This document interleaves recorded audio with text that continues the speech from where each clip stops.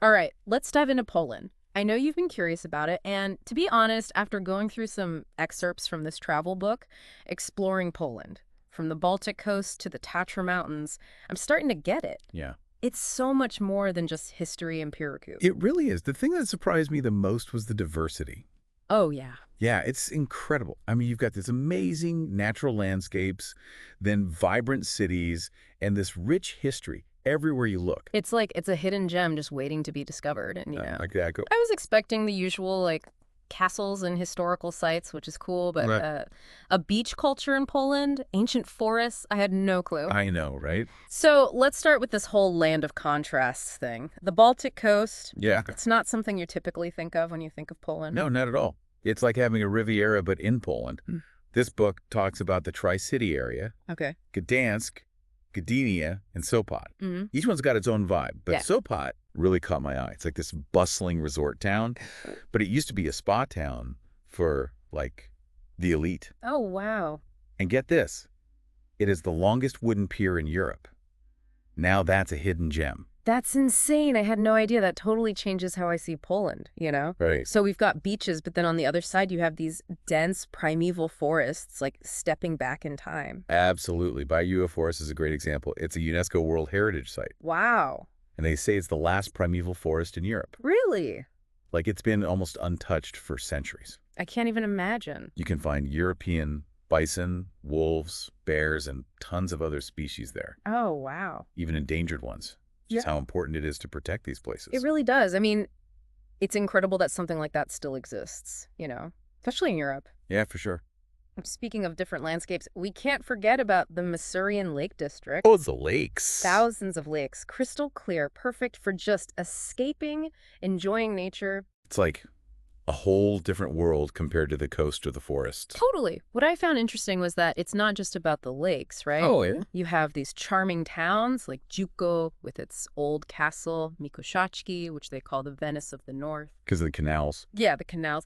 It's amazing how much variety there is. Absolutely. Even within just this one region. Mhm. It's like a country within a country. It really is. And then we move on to the mountains, the Tatras. Majestic. Yeah, majestic is a good word for them. I have to admit, I mostly thought of them being in Slovakia. Right. But the book makes it clear that Poland has its own share of these stunning peaks. They kind of form a natural border between the two countries. Oh, okay. So it's shared beauty.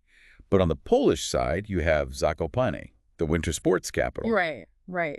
But it's way more than just skiing. Think about hiking through these breathtaking alpine landscapes. I can only imagine. One thing that caught my eye was the architecture in Zakopane. Oh, yeah. Yeah, it's so unique. The book talked about the Goralski people, but I'm not familiar with them. Oh, the Goralski people are an indigenous group. They have a rich culture, very specific to that Tatra region. Okay. They've got their own dialect, traditional clothes, music, even food, Oh, wow. known for their shepherding traditions, their connection to nature. Interesting. Just another piece of the cultural diversity in Poland. So we've got beaches, ancient forests, a lake district that seems magical, It is. and mountains with their own unique culture. Poland's really living up to this land of contrast title, huh? It really is. But as tempting as it is to stay lost in these landscapes, I know, right? we do have to touch on the history a little bit. Of course, yeah. Yeah. You can't talk about Poland without talking about its history. It's Ah. complex and, yeah, it's had its tough moments. Yeah, for sure. This book really dives into the Polish-Lithuanian Commonwealth. At its peak, it was one of the largest, most powerful states in Europe, Wow. stretching from the Baltic all the way to the Black Sea. Yeah. Huge. I've heard of the Commonwealth, but honestly, I don't know much about it. That's fair. Was it just about power and size, or was there more to it? That's where it gets really interesting. Yeah. I mean, it was powerful, but it was also ahead of its time. Really? Yeah, they had religious tolerance, which was pretty rare in Europe back then, Mhm. and a somewhat democratic system. They had a parliament, a king, but even the king's power was limited. They had laws like the Nihil Novi Act, Huh. and there was this thing called the Statute of Lithuania. It was considered a groundbreaking legal code back then. Wow. That's fascinating. It really is. The Commonwealth sounds way more progressive than I ever thought. But Yeah. the book also mentions that it eventually declined, which led to the partitions Right. and Poland being basically erased from the map for over a century. Yeah, Poland's history is full of these fights for independence. The partitions were brutal, Sweet. I can devastating. only imagine. But the Polish people, they never gave up. That spirit of resilience is amazing. It is, yeah. They kept fighting for their identity, their freedom, which eventually led to Poland being reestablished as an independent nation in the 20th century. It really speaks to the strength and determination of the Polish people. It really does. But even after regaining independence, they had to deal with World War II. Oh, of course. The book talks about Warsaw being almost completely destroyed. Yeah, it's heartbreaking. Yeah. But Warsaw's story is actually inspiring. It was destroyed, but they rebuilt it. Wow. It's a story of near total destruction and then this incredible rebuilding effort. That's resilience. It is. Today, the Old Town, with its cobblestone streets, the historic buildings, it's a UNESCO World Heritage Site. Wow. It shows just how committed the Polish people are to preserving their heritage, rebuilding their nation. You know, it makes you realize that visiting these sites, it's Yeah. not just sightseeing. It's more than that. It's about connecting with that spirit of resilience and rebirth. Exactly. Which brings us perfectly to our next segment, exploring some of Poland's most captivating cities. Of course, we got to start with Warsaw. Of course. The heart of Poland really embodies the Polish spirit. What is it about Warsaw that makes it so special? Wow. The book mentioned the Royal Castle and Izyanki Park, but I want to know more. So the Royal Castle is a must-see. It was completely destroyed in the war, Oh, wow. but they rebuilt it meticulously. It's this stunning example of Polish architecture and history. Inside, you've got royal portraits, historical artifacts, incredible interiors. It's like stepping back in time. It really is, yeah, to the era of Polish kings and queens. It sounds incredible. And then there's Izyanki Park. Imagine this. You're in the middle of the city, busy, loud. Yeah. Then suddenly you're in this peaceful oasis. That's Izyanki Park. Oh, wow. This huge green space, gardens, paths, ponds, and there's even a palace on an island. Oh, come. A perfect escape from the city noise. You can even find peacocks just strolling around. Peacocks. No way. It's true. It's so charming. Okay, Izyanki Park is officially on my must-visit list. You won't regret it. But Warsaw's just the beginning, right? We got 2 more cities to explore. What's next on our itinerary? Let's see. So Warsaw sounds amazing, It is. but I'm curious about what else Poland has to offer, you know? Oh, there's so much more. Beyond just the capital city. Yeah, this book takes us off the beaten path Okay. to regions like Eastern Poland. Ah, interesting. It's got this fascinating blend of cultures there. Eastern Poland, huh? That's not an area I know much about. What makes it so unique? Well, it's been shaped by its location, Mm-hmm. like a crossroads. Hmm. For centuries, it was a meeting point for different cultures and religions. You had Eastern Orthodox Christians, Jewish communities, and, of course, Polish Catholics. Wow, a real melting pot. The book specifically talks about Lublin. Lublin. Yeah, a city with a rich history and culture. I'm picturing a city with, like, layers of history, remnants of all these different cultures. Yeah, exactly. Woven into the architecture and the atmosphere. You got it. One thing that stood out to me about Lublin was its role in the spice trade. The spice trade. Yeah, back in the Middle Ages. Wow. Imagine Lublin as this bustling hub connecting east and west with all these exotic spices coming from faraway lands. That's incredible. Not what you typically think of when you think of Poland. No, not at all. So it's not just a geographical crossroads, but a cultural one, too. Exactly.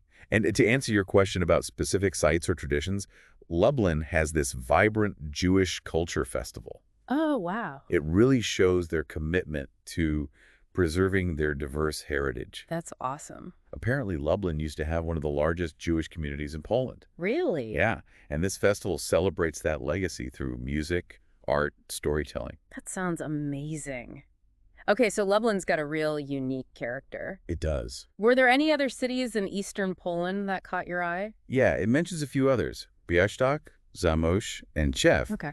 each with its own appeal. But Zamość in particular sounded really cool. What about it? It's a UNESCO World Heritage Site. Oh, wow. And the book described it as a really well-preserved Renaissance city. Huh. Interesting. What's fascinating is that it was designed by an Italian architect. Really? An Italian architect in Poland? Yeah, it gives it a completely different look and feel compared to other Polish cities. Wow. You can really see how interconnected European history and culture are, you know? Absolutely. Yeah. And it seems like Poland is really good at preserving these historical treasures. It does, yeah. And speaking of regions that have reinvented themselves while still honoring their past, we have to talk about Silesia. Oh yeah, Silesia. Once the industrial heartland of Poland, but it's had to find a new path. Yeah, you see that a lot. Yeah, old industrial centers having to adapt. Exactly. So what direction has Silesia taken? Well, from what I read, it seems like they're embracing their cultural potential. Oh, cool. Katowice is a great example. Okay. It went from this gritty industrial city to a modern hub with a thriving arts and music scene. That's quite a transformation. What are some examples of how they're expressing this new cultural energy? Well, there's the Spodek Arena, this super unique futuristic building. Okay. They hold all sorts of concerts and events there. I'm looking at pictures of it now. What do you think? It's wild. It looks like a giant flying saucer landed in the city. Right.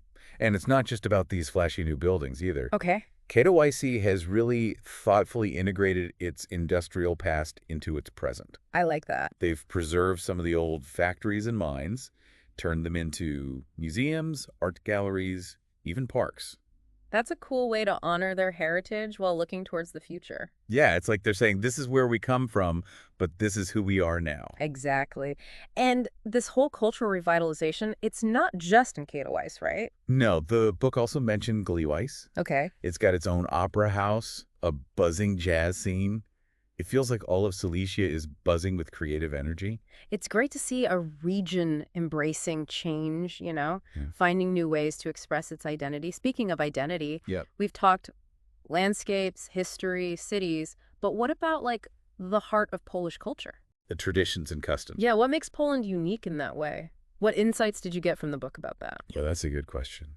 I feel like we've just skimmed the surface of Polish culture, Oh, yeah. I mean, we talked a bit about the Góralski people in the mountains. Right. But this book makes it clear that there's so much more. Oh, tons more. Like a whole tapestry of traditions and customs. And what's so cool is how these traditions are different depending on where you are in Poland. Oh, really? It reflects all the different influences that have shaped Poland over time. So it's not like one big uniform culture. Not at all. It's more like this vibrant mosaic. I like that. Yeah. A vibrant mosaic. I want to explore this mosaic more. Let's do it. Where should we start? Food's always a good entry point when you're talking about a new culture, right? Always. And Polish food. Oh, it's amazing. What are we talking about here? Well, the book talks about pierogi, of course. No, pierogi. Those little dumplings filled with all sorts of goodness. Yeah. Savory or sweet, you name it. Potato and cheese, sauerkraut and mushrooms, even blueberry and sweet cheese. I definitely want to try pierogi. But is there anything like a little more adventurous? Oh, you want adventurous. Okay. How about bigos? Bigos. They call it hunter stew. Hearty, made with sauerkraut, different meats, Okay. often dried plums and mushrooms. That's intense. It's delicious. The Yeah. kind of meal that sticks to your ribs. Okay, I see. Perfect for a cold Polish winter day. I like it. It sounds super flavorful. And I like that it has that connection to the land, And for sure. Wild mushrooms, game. It Yep, speaks yep. to a tradition of hunting and foraging. Exactly. And of course, we can't forget kielbasa. Ah, Polish sausage. You got it. Yeah. Smoked, cured, fresh. Each region has its own special kind. That's so cool. Really shows the culinary creativity of Poland. All right, so we've got pierogi, hunter's stew, a whole world of sausage to explore. It's a delicious world. But food is just one part of the culture, right? Right. What about other traditions that have been passed down through generations? The book mentioned Polish folklore, and I'm always fascinated by those stories, Oh, yeah, me too. the legends that shape a people's identity. Polish folklore is so rich. Really? It's full of tales of mythical creatures, heroes, wise old women. There's this popular one about Krakus and Wanda. Krakus and Wanda. Yeah, they're said to have founded the city of Krakow. Right. And the Krakus Mound, it overlooks the city, Exactly. believed to be where the legendary Krakus is buried. It's amazing how these stories still resonate with people today, It really is. Connects them to their past. They're more than just stories, right? Oh, way more. They reflect the values, the beliefs, the history of a people. A window into the soul of a culture. It makes you want to go to those places, experience those stories firsthand. It does. Speaking of Krakow, Yeah. we've talked about it a lot, but we haven't really gone into its cultural treasures. Oh, Krakow is overflowing with Polish art, architecture, and history. We mentioned the Walwall Cathedral, but it deserves more attention. It's not just the place where Polish monarchs were crowned. Right. It's also beautiful, Stunning stained glass windows, intricate chapels, Wow. and the tombs of so many Polish kings and queens. A place where history and art collide. Exactly. And then there's the Wall Cathedral treasury, right? Oh yeah, filled with royal treasures. Crowns, scepters, priceless artifacts, the whole 9 yards. A glimpse into the grandeur of Poland's royal past. I love it. And while we're on the subject of artistic treasures, Yeah. what about the Heilsbronner altarpiece? Ah, yes. Yeah, In St. Mary's Basilica. that's the one. The book called it one of the finest examples of Gothic art in Poland. It's breathtaking. It's amazing how art can transport us through time, It's powerful. connects us to the past. Speaking of being transported, Tell me more. I have to ask about some of those hidden gems we haven't talked about yet. The book was full of surprises. What really stood out to you? Oh, there were so many. In Pomerania, there's the Suwałki National Park. Okay. It's known for these incredible moving sand dunes. Moving sand dunes. Huge landscapes of sand, constantly being reshaped by the wind. It's surreal. Wow, that sounds otherworldly, like something you'd see in a movie. I know, right? Yeah. Not what you expect in Poland. It just goes to show the diversity of the country. It really does. And then you have the Kashubian Hills. What? Kashubian Hills, that's where the Kashubian people live. They're an ethnic minority. They have their own language and traditions. Oh, wow. It's this unique blend of Polish and other influences, shaped by their location on the Baltic Sea. Another layer of cultural richness. Exactly. It's fascinating how these different groups have kept their identities while still being part of the larger Polish culture. It's like a country of hidden worlds, each with its own story. Perfectly put. That's what makes exploring Poland so rewarding. It's not just about seeing the famous sights. Right. It's about uncovering those hidden layers, appreciating the complexity, Yeah. the nuance. That's what makes a place captivating. And speaking of captivating, Yes. we have to talk about Malberg Castle. Oh, Malbork, a UNESCO World Heritage Site. It was one of the largest medieval castles in Europe. It's huge, and it was built by the Teutonic Knights. Wait, the Teutonic Knights? Like those warrior monks? What were they doing in Poland? That's a story for another time. Okay. But they had a big presence in this region in the Middle Ages. Gotcha. Malbork Castle was their headquarters. So we're talking towering walls, knights in armor, epic battles. Exactly. The book said it's incredibly well preserved, Wow. like a glimpse into a whole different era. Malberg Castle added to the list. Yeah. And the book mentions something called the Wieliczka salt mine. Oh, the Wieliczka salt mine is amazing. What is it? It's an underground world carved out of salt. No way. Tunnels, chambers, it goes on for miles. Some chambers have these intricate salt sculptures, chandeliers, Get out of here. even a chapel, all carved out of salt. An underground salt cathedral. You're kidding. I'm serious. It's like something out of a fairy tale. Wow. A testament to human ingenuity and artistry. It's truly unforgettable. I believe it. And it just goes to show Yeah. that even after this deep dive, there's still so much more to discover in Poland. Absolutely. So many hidden gems. I think that's a great place to wrap things up. If you're even a little bit curious about Poland, Yeah. you have to check out this book, Exploring Poland, from the Baltic coast to the Tatra Mountains. It's a great read. It's more than just a guidebook. It's like an invitation to discover a country that's full of surprises. I agree. Poland really defies expectations. It's this land of contrasts where history and modernity blend together, tradition and progress go hand in hand. You just have to experience it. Well said. Now, as always, we'd like to leave you with a final thought. That's all right. We've talked about Poland's location at the crossroads of Europe. So think about this. How has this unique mix of cultural influences contributed to Poland's identity? How has it shaped its modern-day renaissance? That's a great question. It might even inspire you to do your own deep dive into Poland. Who knows?